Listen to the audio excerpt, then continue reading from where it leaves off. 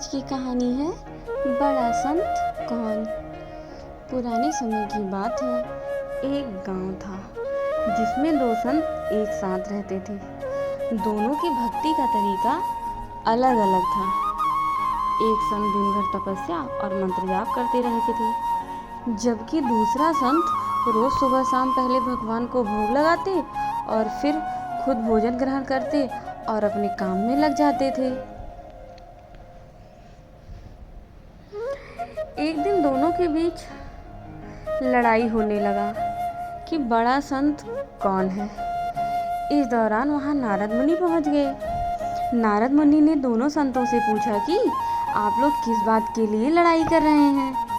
संतों ने बताया कि हम ये तय नहीं कर पा रहे हैं कि हम दोनों में बड़ा संत कौन है। नारद मुनि ने कहा कि अच्छा, ये तो बहुत छोटी सी बात है, इसका फैसला मैं कल कर दूंगा।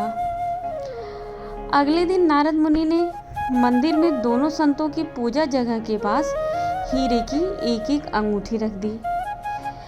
पहले तप करने वाला संत वहां पहुंचा।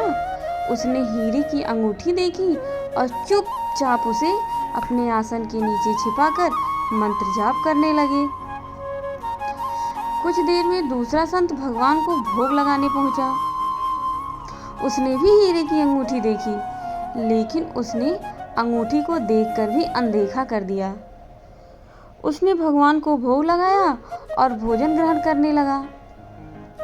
उसने अंगूठी को नहीं उठाई। उसके मन में लालच नहीं जागी, क्योंकि उसे भरोसा था कि भगवान रोज उसके लिए खाने की व्यवस्था जरूर करेंगे। कुछ देर बाद वहां नारद जी भी आ गए।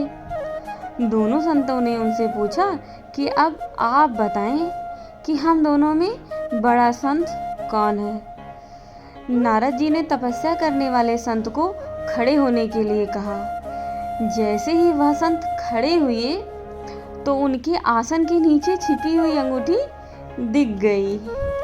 नारद मुनि ने उनसे कहा कि तुम दोनों में भोग लगाकर भोजन ग्रहण करने वाला संत बड़ा संत है और तपस्या करने वाले संत छोटा, क्योंकि तपस्या करने वाले संत में चोरी करने की बुरी आदत है।